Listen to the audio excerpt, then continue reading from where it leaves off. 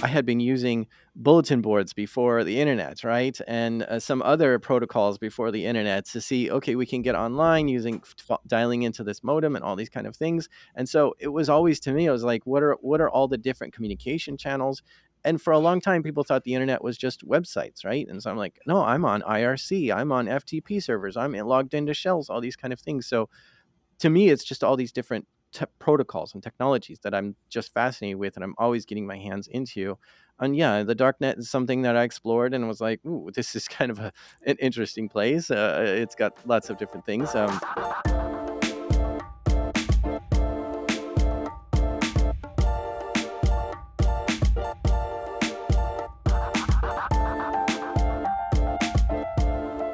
Hey there, and welcome to Needlestack, the podcast for professional online research. I'm your host, Matt Ashburn, and I keep the lights on to get on the dark web. And I'm Jeff Phillips, tech industry veteran and curious to a fault. Today, we're continuing our deep dive into the dark web. And in this particular episode, we're looking to add a little more context to it through some real life stories. We're actually joined by the host of the Darknet Diaries podcast and its host, Jack Rhysider. Jack, welcome to the show. Hi, thanks for having me. I'm reporting live from the darknet. Excellent. For those of you on the video podcast, you'll notice Jack has chosen to not show his actual face. And Jack, I've noticed online, it seems you try to limit your image and background information about yourself as much as possible online. Why is that? Is it related to the show and the work you do, or what's behind that? I think it's the future. I think we've got people using avatars for their images all over the place, and we're seeing more and more of that. But yeah, I mean, for me, there's a lot of reasons. I am a content creator, and there are people who want to, I don't know, get to know me, stalk me, hack me, all these kind of things. And this just happens to tons of content creators. And since I'm talking about the hacker world, I got to just kind of have that line of separation there. So yeah, I take a step back from private information on the internet and really do what I can. I'm a big proponent for online privacy. And so here I can make a video appearance without showing my face. And I think that's kind of fun. But at the same time, I'm using this sort of filter that gives me kind of a cartoon look. So it's Mm-hmm. not completely empty. No, I like that. That's a great point. It is better than we've had some people we've talked to that have to go completely dark, and that makes it a little more challenging. Thank you. Mhm. Yeah, it kind of reminds me of a bit of a Max Headroom effect. So I'd like to know the name of the filter. It'd be pretty cool to see. I'm using Snapchat. Ah, there we go. Yeah, plenty of stuff there. Well, I like that better than the cat filters, I think. Um, on Darknet Diaries, your podcast, you tell a lot of stories from the dark web that explores the culture really around hacking and cybersecurity. Um, what really made you want to start telling those stories? Yeah, I think it was because when I was listening to the news for InfoSec and this sort of thing, there was uh, there was like breaking news, right? It was like, oh, here's the stuff that happened in the last hour, or in the last day, or in the last week, and a lot of that was missing tons of pieces. Well, we don't know who did it. Well, what did they actually steal? We don't know what they actually stole. Okay, are there any leads? Well, we don't know. Like, there's all this we don't know stuff, and I'm like, I'm tired of this kind of news. I want news where I do know. And so they're like, well, we won't know that for 5 years. Okay, well then tell me the story in 5 years. And nobody was really telling me that story 5 years later of like, hey, we actually know everything now. Do you want to know it all? And for some reason, we just kind of like, no, that's 5 years old. I don't want to know that. But not me. I want to know it. So now, okay, who's the person who did it? All right, here's the kid's name. All right, why did they do it? Oh, because they were bored in school. And how'd they get arrested? What'd they steal? How did the FBI catch them? What was the damage caused to the company? Like, now we have all the answers. So this is what I do is I'm a slow news junkie. I go back and I say, now we know the whole story. Now it's the right time to tell it. And that's what I do. Yeah, I love that. So it's really more of a curiosity that got you involved. Were you using the dark web very much before then? Yeah, I mean, it's definitely curious going out there and checking it out. Like, this is neat that there's this alternative protocol that you can use. It doesn't. It's not so much like I was a user of the darknet. I was more of just a fascinated person in technology, right? So I had I had been using bulletin boards before the internet, right? And some other protocols before the internet to see, okay, we can get online using dialing into this modem and all these kind of things. And so it was always, to me, I was like, what are all the different communication channels? And for a long time, people thought the internet was just websites, right? And so I'm like, no, I'm on IRC, I'm on FTP servers, I'm logged into shells, all these kind of things. So to me, it's just all these different protocols and technologies that I'm just fascinated with, and I'm always getting my hands into. And yeah, the darknet is something that I explored and was like, "Ooh, this is kind of an interesting place." It's got lots of different things.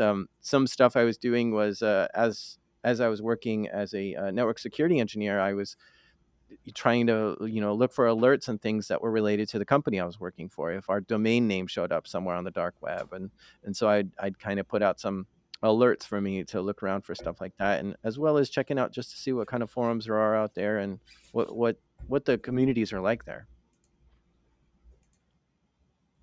Now, sometimes you're talking to, may I say it, to criminals on the show, right? Mhm. Or hackers and things.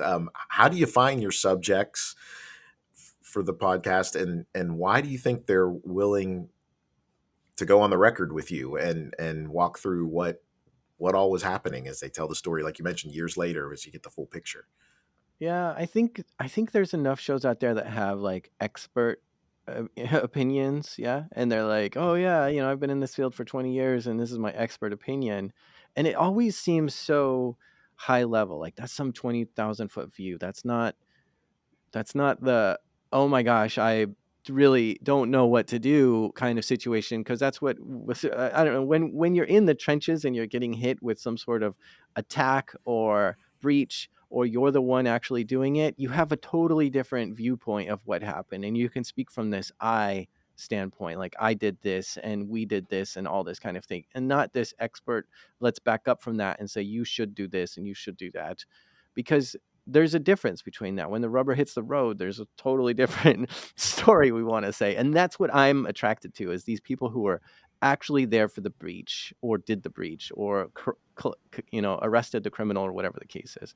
But yeah, I am drawn to the criminal side of it as well. Like we hear these stories of like, okay, these hackers got into this thing and all this stuff, and it was all this sophisticated stuff. But then, you look in a story and you're like, no, they just found a post-it note somewhere, and that's hardly even a breach. That's just like, um, just a simple mistake that someone made. It's not even a hack, right? It's just like, well, Hmm. I stumbled upon this post-it note, and now I can get into your stuff. And so I like these. Let's look into this to see what the hackers, quote unquote, actually did to do this, and you learn all this like nuance to it that you never would have realized before. And so it's really fun for me to like hear exactly how these people did it. I mean, sometimes I even call them out on the show, like, that's the most unsophisticated, lamest hack I've ever heard. And they're like, I know it should not have worked, but that's exactly how it happened. And now it's like, well, this is really stupid that it was so easy. So yeah, I mean, I really like this, firsthand opinion and viewpoint of Yeah. everything.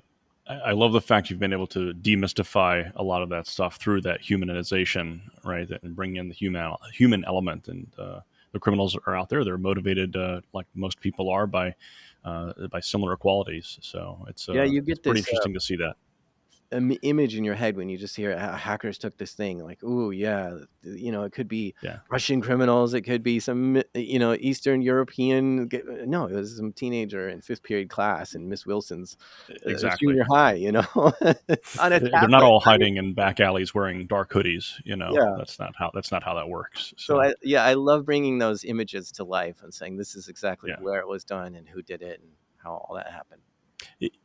Speaking of that, we've been talking a lot about misconceptions of the dark web and dark nets in general in some previous episodes. Did you have any beliefs that were changed as a result of doing your show or getting more involved and more aware of what's going on in the dark web?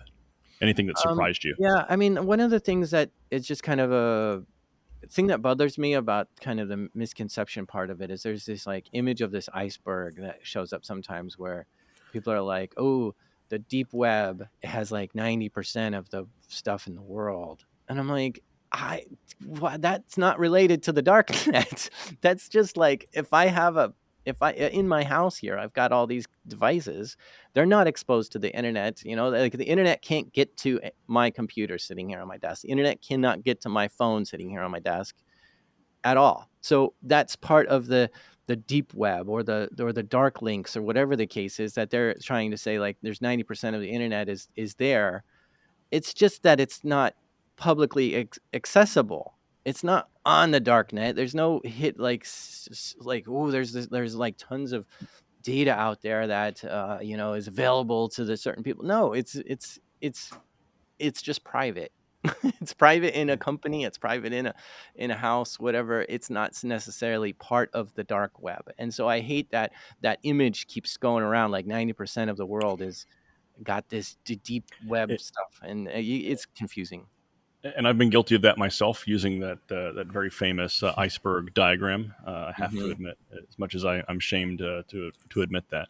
But Yeah. yeah, you're right. There is like this mystique that people get with this stuff, where we have the deep web. It's very mysterious. No, it's just not accessible or easily accessible. On the public internet, right? It's may require a login, or maybe behind some other network or something like that. Yeah. Yeah. I think that's the one that bugs me the most. Yeah. The One of the other common threads that we've seen, and I think this is highlighted in some of the interviews that you've conducted, uh, there's really a retaliatory or adversarial nature, even among the different groups and actors that are committing criminal acts, or fraud, or those types of things on the dark web, or facilitated using the dark web. Um, what are some of the craziest things that you've seen in that regard? There are so many. I'm just having trouble coming up with something. Um, I I I always think it's interesting that people go through a lot of steps just to get like a free burrito or free pizza, right? So there's all these accounts for sale and stuff. You can get a Netflix account, you can get a Chipotle account, you can get a Hilton Honors account, and say, yeah, I'll buy that from you for a couple bucks. And then that's tied to somebody's actual Chipotle account, right? So you pop it into your phone, and now you can order a burrito and get it sent to you or whatever. And yeah, I mean, this is always interesting to me, just to see these little things that people are going for out there. But I mean, that can scale up, right? You can get that Hilton's Honors account and try to get a free stay at a Hilton because you're using someone else's account to get into that room and stuff. But that's getting more risky now, and that's surprising me too. Like, you would actually go and stay in a like, it's one thing getting a burrito delivered to your neighbor's house and then going and standing there waiting and say, yeah, yeah, thanks for bringing it. But it's another thing actually going to use a fake fraudulent hotel account and actually stay there the night. That's just causing something something bad's going to happen from that. It's a different level of stress between those two, getting the free Hmm. burrito and assuming someone's identity at a hotel for sure. Um, we talked about how on the show you'll have you have the criminal side, but you also have you'll have investigators or cybersecurity professionals that are kind of if we put them in a versus kind of scenario. Do you find that it's as easy to get those investigators or those cybersecurity professionals to open up and tell you about their tell their side of the story on the podcast as compared to the criminals? I don't really think it is. One thing that happens is that I have a lot of CEOs email me saying, I'd like Mm, to be an expert on your show. And I say, oh, well, actually, can you tell me about the time when your business was hacked or breached? And they're like, well, I can't talk about that. Like, right. well, that's the good story I'm looking for. If you want to be on the show, you got to be very humble and vulnerable and tell me about the worst day ever at work. And they Right. don't want to do that. They have a PR obligation to be like, no, we're secure, and we never talked about that publicly, right? So they a lot of CEOs just absolutely hate the idea of telling about the day they got breached. So that just never happens. I never get that experience. And then when we have defenders and people who were attacked, a lot of times they're under NDA where they can't talk about the breach that occurred, or they're just not allowed to share it. And I say, Mm, okay, after all the stuff you can't say, like the company name, the date, the location, maybe even the name of the malware. Like, let's just redact all the stuff that's redactable. Is that still allow us to tell the story? I mean, you can just be general and stuff, and I still have trouble with that, right? So there's just this. It's hard for me to do that, but that's the space I love playing in. Is that stuff that we're not allowed to talk about that? Let's talk about that. And so I just keep looking around for people who eventually do have something that they can share, and it becomes a very interesting story when that does come out. And I think that's why we go to conferences too, is to hear. We know we've got these certain problems, and we're looking for people who have the same problems so that we can kind of help each other solve it. Hmm. And so when I bring up these problems, it really does resonate with a lot of people, like, oh my gosh, that happened to us. And how did they solve it? And it's really profound to some listeners. I can imagine. What about the other side? Have you been surprised that any on the criminal side have been willing to speak with you that kind of that you might remember you Yeah, thought were long definitely. shot guests? Well, it's not so much that, it's people who are still active in the Mm, criminal scene, right? And I'm just like, what? Why would you tell me this? Like, this is like absolutely going to be bad for you if I air this. But I really feel like I have a responsibility as a journalist to not show like, oh, here's a person who stole $1 million and they got away with it and they're perfectly fine. Like, I feel like that's not. I don't know, good journalism. So I really like to wait, and like if somebody comes to me, this happens all the time. Somebody comes to me and says, I did this stuff. I ran this darknet marketplace, whatever the case is, hacked his stuff, stole things, made lots of money, whatever. One of my first questions typically is, yeah, were you arrested for this? Were you caught for this? Do you have a police report that I can see? Were there articles written about you? And that I like asking that because then I know the end, right? So let's just right. quickly jump to the end. Were you arrested? How much time in prison did you experience from this? And if that is the case, then now we have kind of this not so much a redemption story, but an arc where the person was found to have received punishment for this, right? So there is, people might listen at the beginning of the episode like, oh man, he's making so much money and doing all these hacks and stuff, and I want to get into that. But then all of a sudden everything just goes really bad, and then you kind of back up as a listener and be like, no, actually, I don't think I'm going to take this life of crime up myself, because it does seem like it's a bad idea. And so I kind of have to have that lesson in there. So, but I do have I've talked to people. I haven't aired those episodes of people telling me like, this is all the crimes I've committed, and I'm just like, yeah, I'm not going to air this. So on the other side of the house, right? So journalists like yourself or cyber defenders, you mentioned, cyber threat intelligence value of going on there and looking for maybe the organization or corporation that you're working for. What's some of the advice that you'd have to other folks that are using the dark web, dark nets for cyber defense purposes like that, or for cyber intelligence? Yeah, I mean, there are threat intelligence feeds you can subscribe to, which will look at this. I mean, they're a little bit more skilled. They know which forums to look into, and it's not just the dark net. There are a lot of clear net websites that have breach repositories as well. It's all over the place. So having someone like a threat intelligence service can really look for specific indicators and stuff for you. So you can say anything that has my company domain.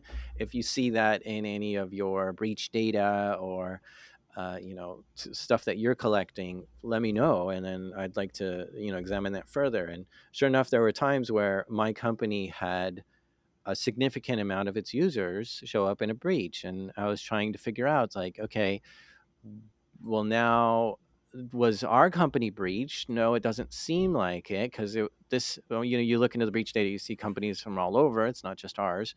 And so now it's like, okay, well, do you think these users may have reused their password at work as well as in here? So now we have to notify these users, like, hey, you were in this. But even if they didn't reuse it, it's still good for them to know that they were seen in this breach. So it was, I think it's just beneficial to be able to look through this stuff that the criminals are gathering and looking through, and to be able to make it make sense to you. And that's what kind of threat intelligence is what's the threat to your business or your network. And specifically, and yeah, threat intelligence can do that. So there are services out there that do this, and you can kind of interact with them to say this is what we're looking for, and they'll give you that information. Now, if we go a little deeper on that, you obviously take security seriously on your side, as we talked about with the PII. When you go onto the dark web, are you taking precautions just because of the nature and any kind of the drive by malware and Mhm. anything like that, or are you just putting Tor on your machine and off you go for whatever you might be willing to share from how you protect yourself?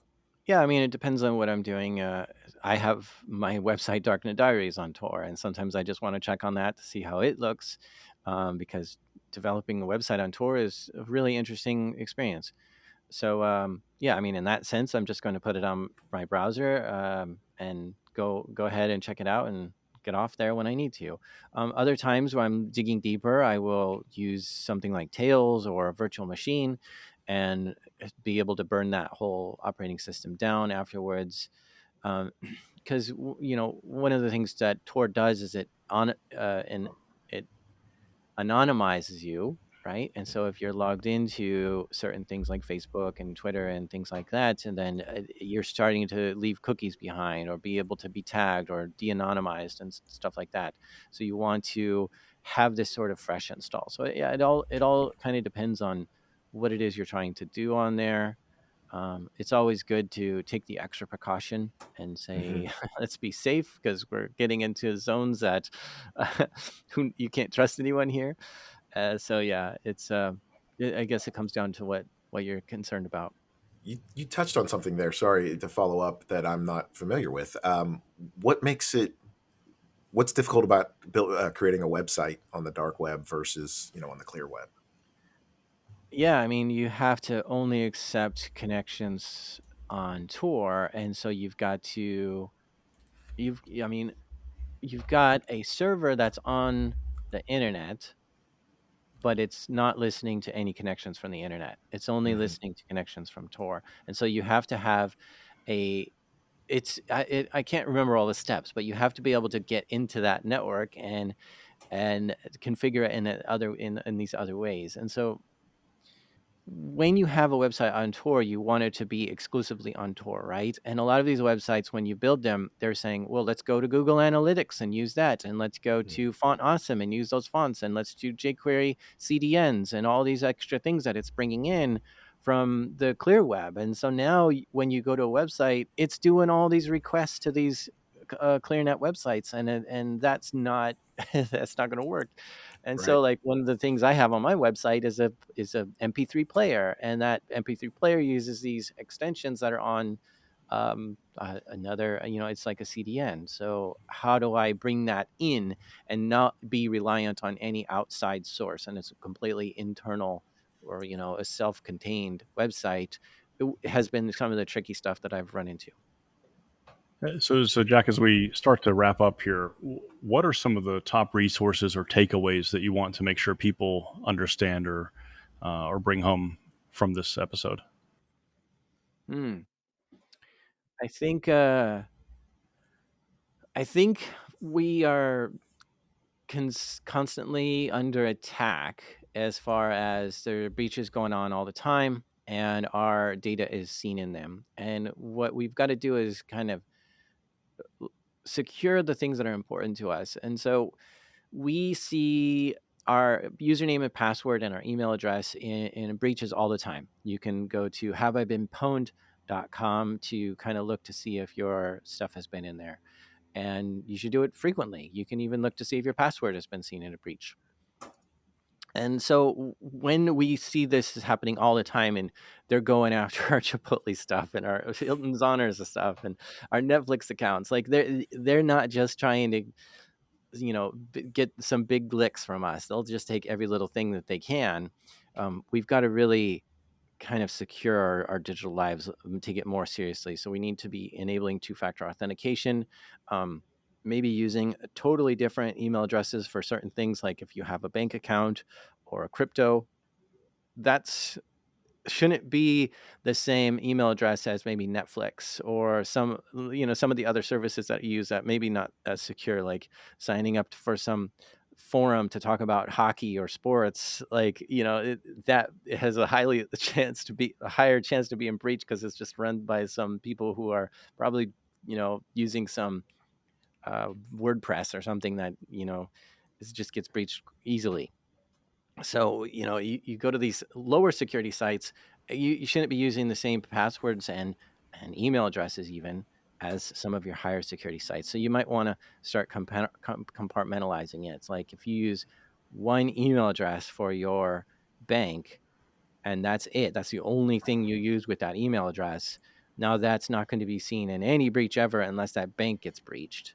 And that's kind of a nice peace of mind, right? So we should start Mhm. thinking about this going into the future of not just use a different complex password on every site, but a different email on every site too, because these criminals are really going after getting into emails and then getting everything from there. So emails are becoming more and more important to secure.